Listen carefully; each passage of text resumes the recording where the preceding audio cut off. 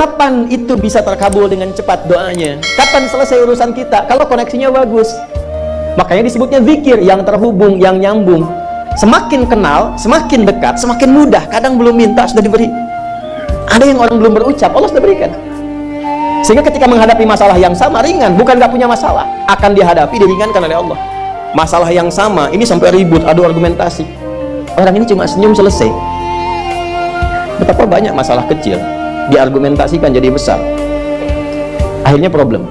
Tapi tidak sedikit masalah besar dihempaskan di atas sajadah. Ketika koneksinya dengan Allah itu kuat, tiba-tiba hilang seketika, selesai. Makanya Nabi Yakub kalau punya masalah, yang beliau lakukan apa?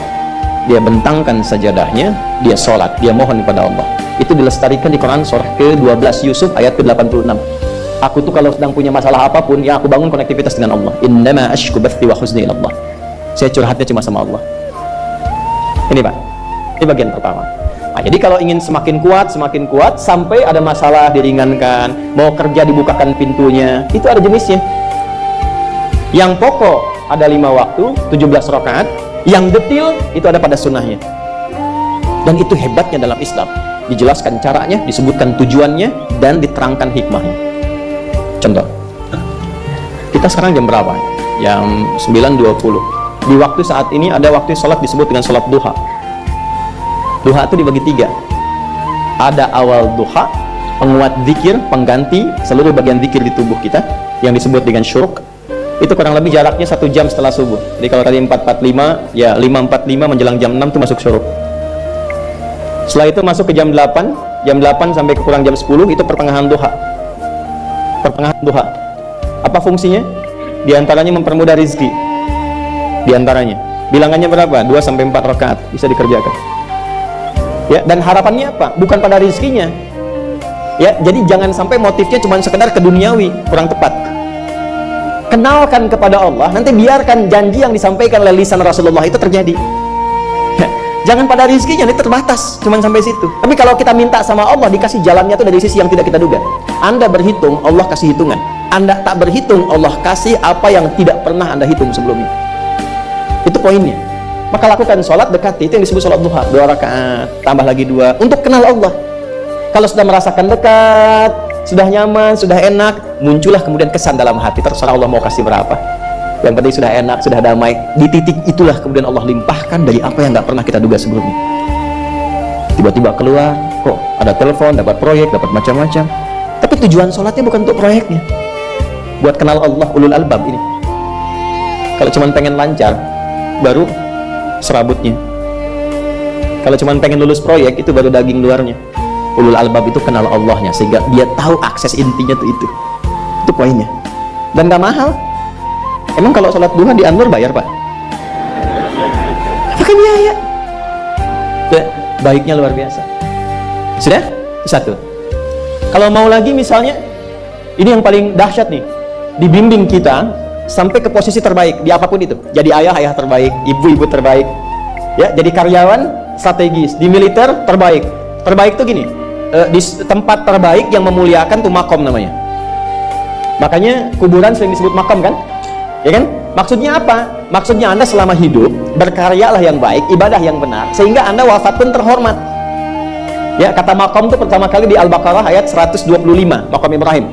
Ya. Ketika Allah sampaikan dalam Al-Quran, didapatkan di situ maqam Ibrahim, wa idh ja'alna al-baita mathabatan lin-nasi wa amna wattakhidhu min maqami Ibrahim. Makanya kalau kita tawaf itu dari mulai Hajar Aswad kan sampingnya dekat sekitar 5 meter ada maqam Ibrahim kan? Itu tapak kaki pertama beliau meninggikan pondasi Ka'bah, dan di situ diabadikan kemuliaannya sampai beliau wafat. Dikenal sampai sekarang. Ya, setelah sekian abad. Jadi kalau kita ingin terhormat dan masih dikenang sampai kapanpun, itu maqam namanya. Tapi ada cara yang lebih hebat. Anda di posisi itu, lawan pun mengakui memang Anda yang pantas ada di situ. Itu namanya maqam mahmuda. Maqam mahmuda. Siapa yang bikin urutan 100 tokoh paling berpengaruh di dunia? Siapa? Saya tanya, yang nulis siapa namanya?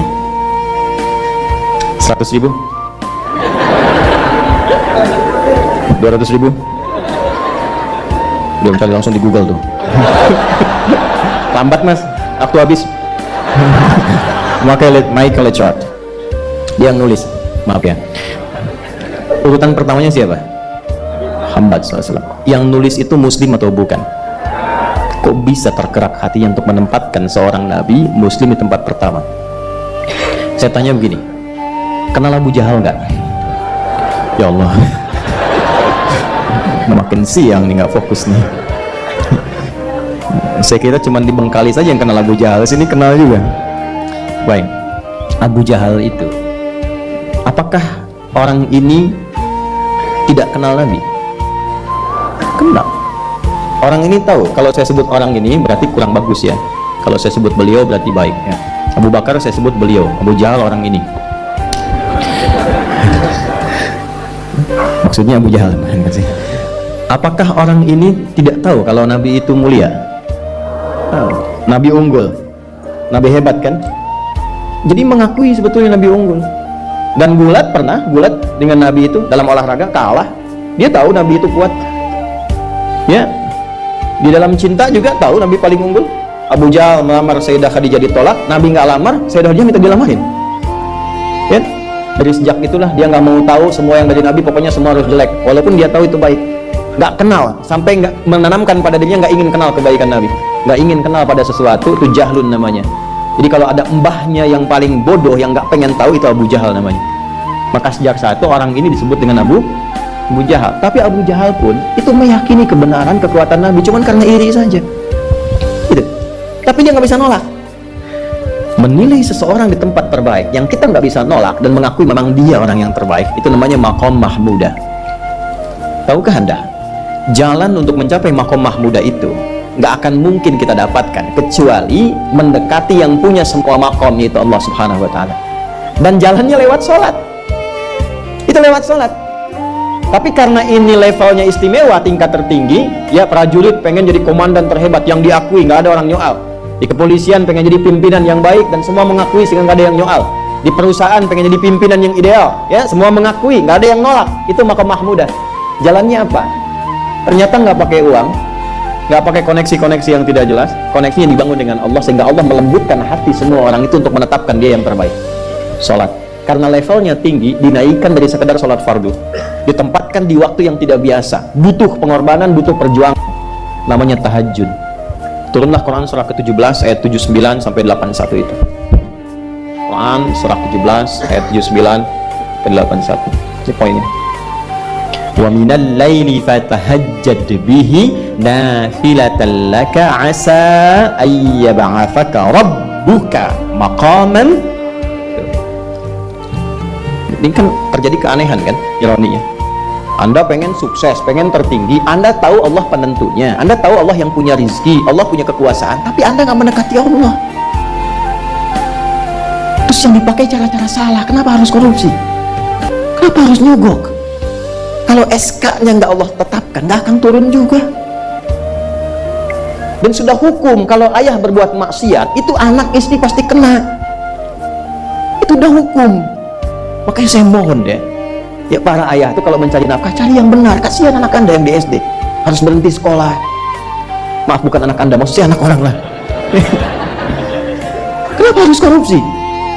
Maka ketika ada tawaran sogokan yang nggak bagus, tuh yang dibayangkan tuh itu bukan cuma proyek jalan dapat uang banyak, tuh anak-anak tuh bahaya. Ke sekolah disebut anak koruptor, sedih. Istri nggak sanggup keluar belanja. Tuh pikirkan, itu sudah hukum. Sudah hukum. Anak juga begitu. Kalau mau berperilaku, ingat orang tua. Sebab ketika tidak baik, orang tua pasti kena. Anak di sekolah berantem, yang dipanggil siapa? Orang tuanya. Itu selalu terikat. Di rumah tangga itu selalu begitu. Karena nafas itu terikat. Semua saling mengikat. Babnya itu jelas. Nah, balik ke sini. Kalau ingin tingkat yang tertinggi, dekati pemiliknya, Allah ini. Makanya itu harus punya itu. Itu ringan kalau sudah punya itu tuh. Allah, saya punya Allah. Kita mau apa? Nggak takut hidup. Namun ditodong pakai pedang. Siapa yang menyelamatkan Muhammad sekarang? Ringan Nabi jawab, Allah. Jatuh pedang itu. Dibalik, kamu siapa yang menyelamatkan kamu? Bingung. Dan punya Allah itu luar biasa. Nah, ini harus tanamkan pada jiwa. Punya Allah sebagai Tuhan. Kalau sudah dekat, kenal baik dengan itu, akses mudah semua. Dan yang paling indah itu apa? Menerima apa yang Allah tetapkan. Hari ini nggak dapat, alhamdulillah. Saya masih dikasih jalan, alhamdulillah. Besok belum dapat, ada akumulasi. Paham? Nah, itu nggak mungkin bisa dapat rasa itu. Salah satunya ikhtiarnya apa? Nih tahajud. Dan hebatnya kenapa sholatnya disebut tahajud, tidak disebut sholat hajat. Ada hajat, ada tahajud, beda. Hajatun, hajada, hajadun, ada tahajjada ya tahajat, tahajud, beda. Tahajud tunggu situ aja. Ini sengaja nggak saya hapus nih. Mana staf saya? Tuh, foto nih ya. Saya hafal insya Allah. Tahajud asalnya dari kata hajada, begini, ha, jim, dal, ditambah ta di depannya, lalu ada tasydid sebelum akhirnya. Ini akarnya 3 huruf, ha, jim, dal. Hajada itu asalnya bangun dari tidur malam, tidur dulu lalu bangun setelah itu hajada. Pelan-pelan, paham sampai sini? Kita teruskan. Kalau kita ingin berusaha untuk bangun, mengoptimalkan diri untuk bangun, maka tambahkan tak di depannya. Berusaha untuk mendapatkan atau mencapai sesuatu. Kalau yang kita akan lakukan itu tidak mudah, nggak gampang bangunnya, sehingga butuh rencana, butuh persiapan, kan? Maka tambahkan tasydid sebelum huruf akhirnya. Dari kata syiddah, apa yang mau dikerjakan ini nggak mudah. Memang pengen bangun itu jam 3, tapi kan nggak tiba-tiba ujuk-ujuk bangun jam 3, belum tentu, kan? Kita harus rencanakan dulu supaya bisa bangun. Saat bangun tuh siap, bukan cuma bangun jam 3, sholatnya 4:30, ya kan jauh. Maka untuk bangun jam 3 itu butuh persiapan, nih syiddah. Maka rencanakan, pasang alarm 3 kali. Misal yang ikhtiarnya jam 2, jam 2.15, jam 2.30. Alarm jam 2 untuk mematikan alarm yang kedua. Gitu kan? Yakin saya Anda kalau pasang alarm malam tuh nggak satu, yakin? Bangun, ceklek, mati. Minimal ingat akan ada alarm berikutnya kan? Nah itulah tak. Allah itu sudah tahu modus-modus kita itu. Karena alim maha mengetahui. Detailnya kan kita lakukan kan Allah sudah tahu. Alarm yang kedua membangun kesadaran paripurna. Peringatan kedua. Kalau pengen bangun, enggak tertidur. Maka ketika sampai pada alarm ketiga, sudah sadar kita. Apa-apa Bu, alhamdulillah. Lebih baik telat daripada enggak sama sekali. Bangun. Nah ini, kalau kita tarik ke implementasi hidup, pengen level tertinggi itu butuh perjuangan. Latihan dulu, kan? Menguras fisik, energi, tenaga, biaya. Hasilnya indah, tapi ada jalan cepat untuk mendapatkan itu. Nih aksesnya, bangun kepada Allah. Gitu. Kalau kita tingkatkan ini, itu luar biasa. Jadi itu. Jadi. Nah, kalau ini terus ditingkatkan, terus tingkatkan, nanti membangun value yang terasa. Ada nilai-nilai yang terasakan, kita merasa lebih dekat dengan Allah. Yang biasanya tadi dipanggil adzan baru ingat sekarang, baru selesai subuh udah ingat isya. Nanti isya bagaimana? Itu kan urutkan. Tapi tetap zuhur juga, zuhur, asar, maghrib, isya. Waktunya kenal jam berapa. Bahkan dipetakan, saya nanti akan ke sini, masjid yang terdekat di situ. Jadi lihat peta itu, ya lihat peta jalan. Saya nggak sebut nama supaya nggak endorse. Itu lihat peta jalan, itu dia petakan. Saya akan sampai di situ jam berapa, durasinya berapa, masjidnya di mana. Kalau tertinggal di situ, di sini saya sholat Jumatnya. Sampai ke situ. Nah, value yang membuat kita semakin meningkat dekat dengan Allah itu takwa namanya. Takwa. Disebutkan sebanyak 240 kali dalam Al-Quran. Nah, intinya itu ini, jiwa takwanya. Kalau ini sudah ada, Allahu Akbar. Silahkan Anda keluarkan semua kata-kata takwa di Quran. Tidak ada kecuali yang indah semuanya. Quran surah 65. 65 itu babnya bab tolak. Surahnya at-tolak. Tolak itu persoalan terbesar di rumah tangga. Nggak akan bisa terjadi yang demikian itu kalau ada takwa di dalamnya. Kalaupun mesti terjadi, itu spirit takwa mengarahkan pada yang terbaik. Makanya di ayat kedua di ujungnya sampai ke ayat 3, apa yang terjadi? Di rumah tangga itu kan cuma 2 babnya. Satu masalah dari komunikasi, yang kedua materi. Perhatikan, wa may yattaqillaha yaj'al lahu makhraja wa yarzuqhu min haitsu la. Siapapun yang mampu meningkatkan takwanya kepada Allah, pakai man tuh, setiap personnya. Suami, istri, ayah, ibu, anak, satu keluarga mencoba meningkatkan takwa. Dia tahajud, bangun semua ingatkan. Bangun semua tahajud, sholat duha, yuk ingatkan dimanapun. Apa yang terjadi ketika dilakukan? Apa jawab Allah? Yaj'al lahu makhraja. Nggak pakai alif lam, makhraja. Masalah apapun yang engkau alami, suami berangkat ada masalah. Ada masalah umum yang semua orang mengalami itu, tapi yang ini enggak. Kena macet, ada macet, dia mau berangkat, tiba-tiba diarahkan, jangan lewat situ Pak, macet, Bapak kesini aja. Ya. Pak, ikut kami saja Pak. Tiba-tiba patwal datang, ayo ikut. Ya, itu bisa terjadi. Wa yarzuqhu min haitsu la yahtasib. Bahkan rezekinya pun itu datang dari sisi yang nggak diduga. Nggak nyangka ya, emang nggak disangka-sangka datangnya. Ya, habis sholat tiba-tiba telepon masuk, belum selesai proyek ini ada permintaan itu. Beda istidraj dengan takwa itu lain. Kalau istidraj itu bertambah tapi lupa Allah, hati-hati. Proyek nambah, sholat lupa, hati-hati. Hati-hati ya. Pekerjaan menambah, omset nambah, tapi nggak pernah bisa ngaji, nggak pernah mampu sholat, hati-hati itu. Dan paling bahaya kalau itu nambah terus sehingga membuat lupa semua ibadah. Itu istidraj namanya, istidraj. Ancamannya akhirat tuh, hati-hati. Segera ingat, segera ingat. Tapi kalau semakin nambah, semakin ingat Allah, itu anugerah. Karena Allah telah menilai hamba ini paham menjalani kehidupan, sehingga dia ngerti. Makanya Utsman, Abdurrahman bin Auf, setelah masuk Islam, hartanya makin nambah. Karena kenapa? Karena telah dinilai layak mengelola harta, paham cara mengelolanya. Dapat segini, alokasikan ke sini. Dapat segini, alokasikan ke sini. Pak, di mana logikanya? Ada 600 truk hasil usaha. Bapak punya 600 perusahaan. Satu perusahaannya itu bergerak di bidang misalnya logam mulia. Ya, ada emas, ada berlian, dan macam-macam dan sebagainya. Satu kali Anda berhasil mendapatkan kurang lebih 600 truk logam mulia di dalamnya. Mau datang kemudian ke tempat Anda di jalan. Ketiba apa yang terjadi? Ada komen tetangga kepada Anda. Misal, komennya nggak langsung, cuma ke teman tetangga Anda dengar. Waduh, Pak Asep hisabnya luar biasa kayaknya. Hisabnya, bukan berliannya. Hisabnya luar biasa. Terus nyampe di telinga Anda. Kira-kira ketika mendengar itu respon Anda apa? 100.000? Bingung kan?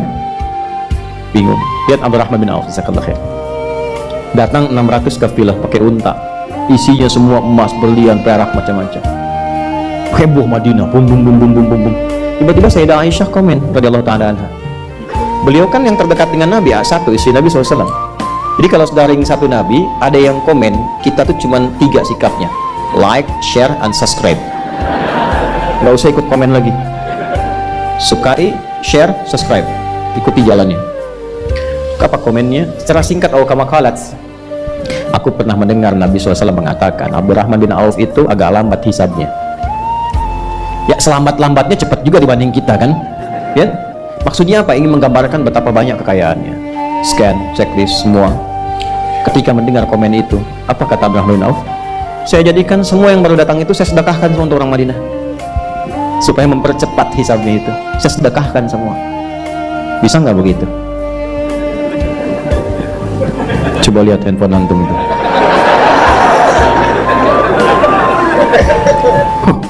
Hisabnya luar biasa nih. Buat anak yatim ya. Kasih.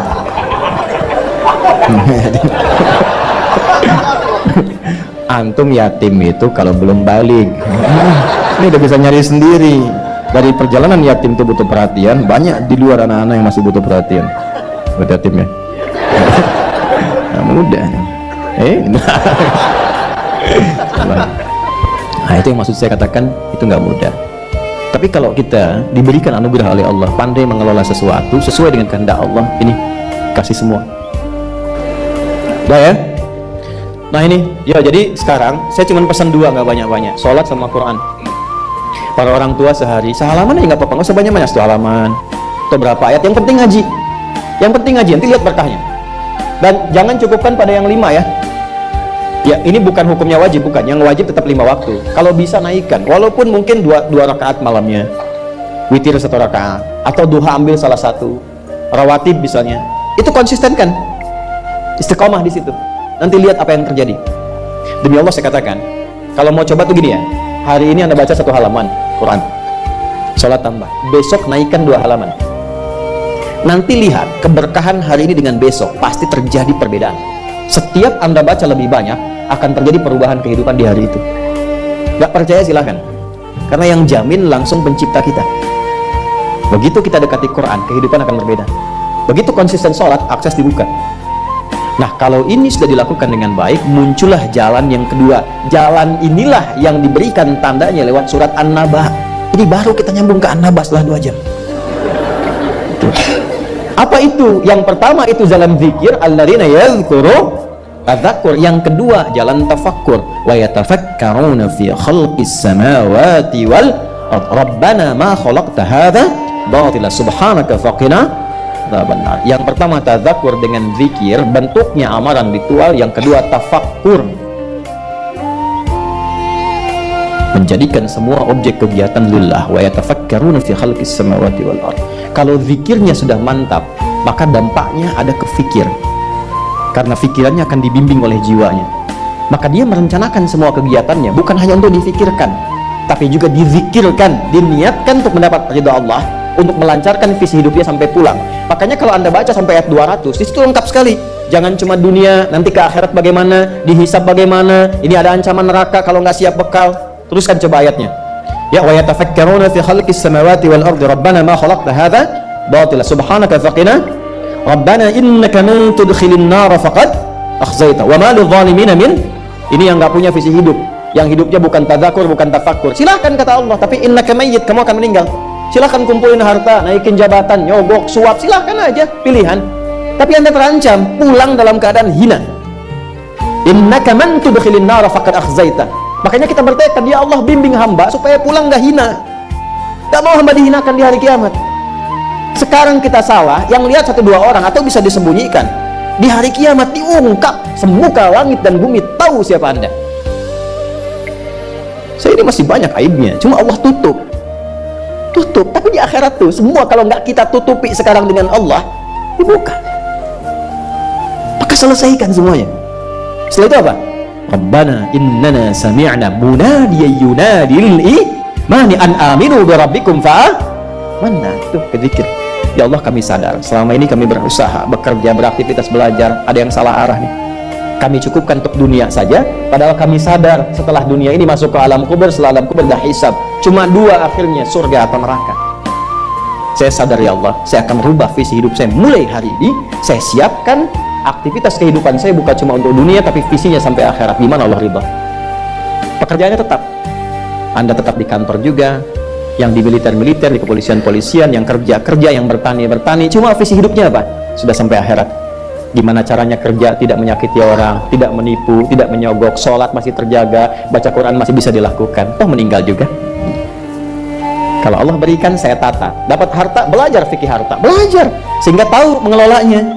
Oh, ini untuk keluarga, Quran surah 4 ayat 34. Oh, ini yang zakat, Quran surah 9 ayat ke-60. Ini yang infak, Quran surah kedua ayat 215. Ini yang umum, Quran surah kedua ayat 261. Keluar semua. Sehingga saat mendapatkan harta itu sudah paham kemana ditempatkan. Saat hisab ditanya, dari mana didapatkan, kemana kamu keluarkan? Jawabnya ringan, ya Allah, Engkau yang maha mengetahui. Aku dapatkan dengan seperti ini, aku keluarkan sesuai dengan perintahmu. Dibuka filenya, tampakkan, CCTV dibuka, keluar, benar. Checklist, ping, udah, cepat masuk surga. Ya Allah, Engkau maha tahu, dari mana aku dapatkan, kemana aku keluarkan? Buka filenya, keluar, salah, neraka. Hidup coba begitu.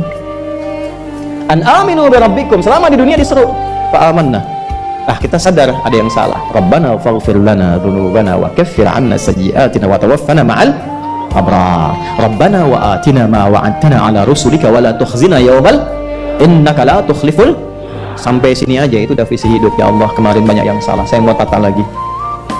Ibu merawat anak karena cinta anak atau karena Allah? Masa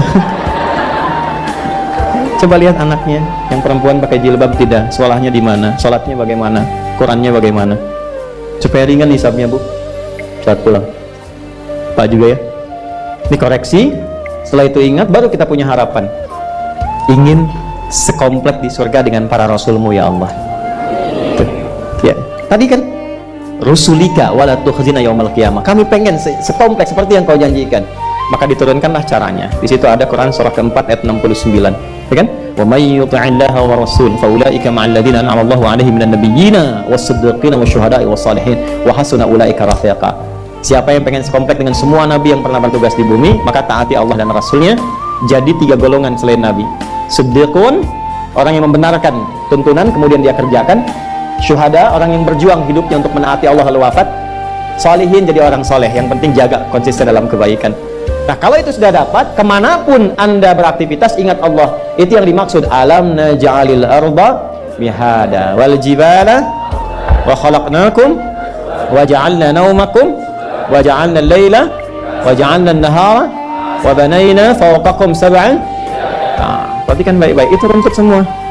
Jadi anda yang kembali riset, lihat gunung, yang di geologi, yang ditambang, yang apa, ingat Allah. Sehingga nggak mungkin nambang sembarangan, kan? Kemudian apalagi yang bekerja siang malam, siangnya bekerja, ingat Allah. Rebahan, berbaring, wa ja'alna laila libasa, ingat Allah. Lihat pasangan, wa khalaqnakum azwaja, lihat istri titipan Allah, lihat suami titipan Allah. Maka bikin pikiran, direnungkan sampai hari kiamat. Makanya nanti sampai ayat 40 itu suasana hisab. Ya, semua sampai ke ujung. Sampai ke ujung. Sampai ayat 40 suasana akhirat. Enggak ada yang bicara, la yatakallamuna illa man adzina lahu rahmanu wa qala.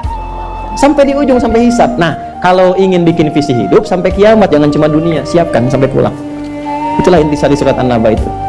Ya, sampai ke ujungnya. Jadi pada intinya adalah lakukan yang bermanfaat, ubah cara hidup kita. Setelah itu dekati Allah dengan tadzakkur, terapkan dalam tafakkur di semua bagian aspek kehidupan kita. Jadi apapun anda, nggak dicegah. Mau jadi pilot silahkan, jadi insinyur silahkan, ya. Mau jadi menteri, jadi pejabat, di militer, di polisi silahkan. Value takwanya kita keluarkan. Yang penting takwanya.